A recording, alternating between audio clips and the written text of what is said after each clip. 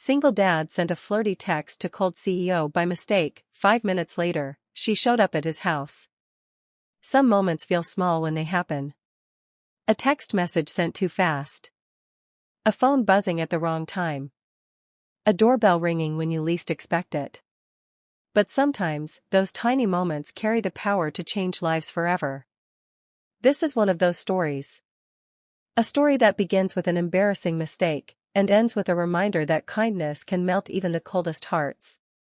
Before we begin, if you enjoy real-life inspired stories that warm your heart and restore your faith in people, please subscribe, like this video, and share your thoughts in the comments. You're watching Heartfelt Moments, where simple acts of kindness turn into life-changing stories. Mark Taylor never planned to send that text. It was a Tuesday evening, the kind that feels heavier than it should. Mark was a 38-year-old single dad living in a quiet suburban neighborhood outside Columbus, Ohio. His small house wasn't fancy, but it was full of life. Toys on the floor. Crayon drawings taped to the fridge. The soft sound of cartoons playing in the background. His 7-year-old daughter, Lily, sat cross-legged on the carpet, coloring carefully inside the lines. She looked up at him and smiled, and Mark smiled back, even though his heart felt tired. Being a single parent wasn't easy. His wife had passed away 3 years earlier after a sudden illness, and since then, Mark had learned to do everything himself. Morning lunches. Homework help. Late-night worries. He worked as a delivery coordinator for a logistics company, earning just enough to get by. That evening, after putting Lily to bed, Mark collapsed onto the couch and picked up his phone. He had been texting with a woman he met on a dating app, a rare step he had finally taken after years of loneliness.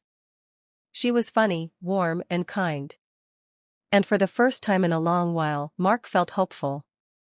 He typed a playful, slightly flirty message meant just for her.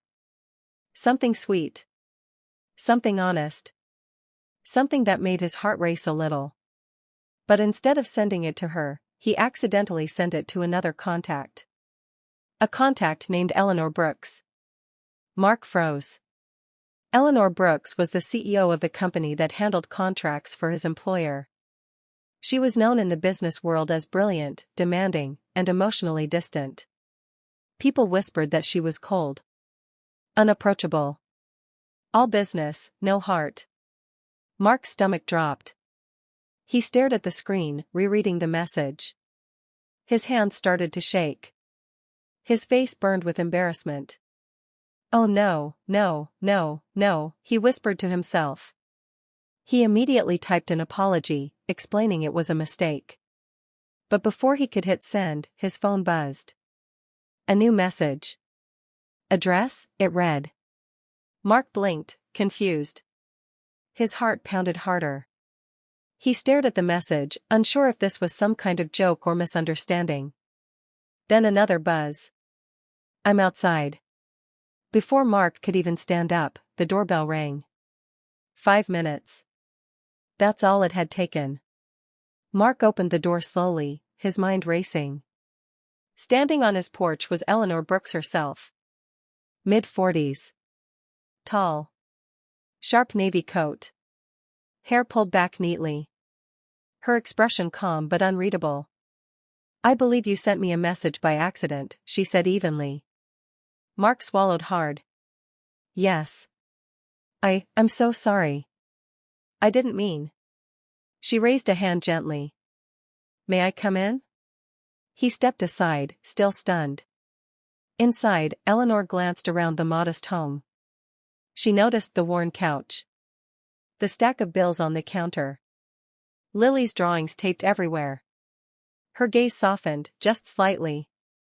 "I don't usually show up unannounced," she said. "But that message, it caught me off guard." Mark nodded, ashamed. "I promise I'm not unprofessional. I haven't talked to many people lately." There was an awkward silence. Then Eleanor surprised him. "My husband used to send me messages like that," she said quietly. "Before he passed away." Mark looked up, startled. "I lost him 4 years ago," she continued. After that, I buried myself in work. Being cold was easier than feeling anything. For the first time, Mark saw past the CEO title. Past the reputation. He saw a woman who was lonely too. Lily's bedroom door creaked open. "Daddy," she called softly.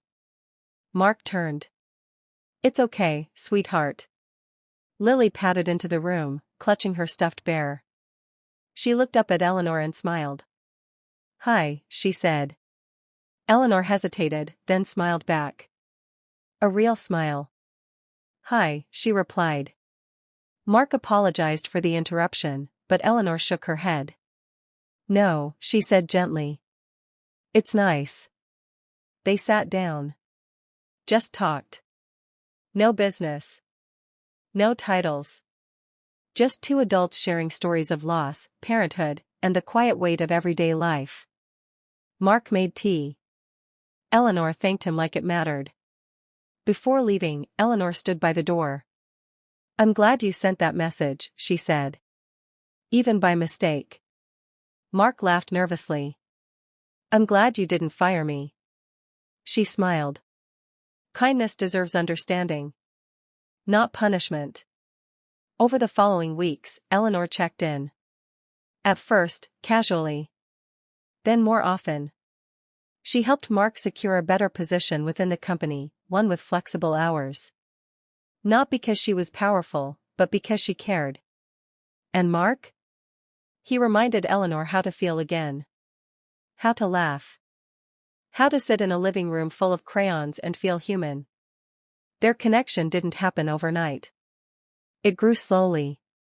Naturally. Built on empathy, not status. All because of one mistaken text. In the end, this story isn't about romance or success. It's about kindness. About choosing grace over judgment. About seeing the person behind the title, the mistake, the fear. You never know how one small moment, one kind response, can change a life. So the next time life hands you an awkward mistake or an unexpected interruption, pause. Choose kindness. Because you might just be opening the door to something beautiful.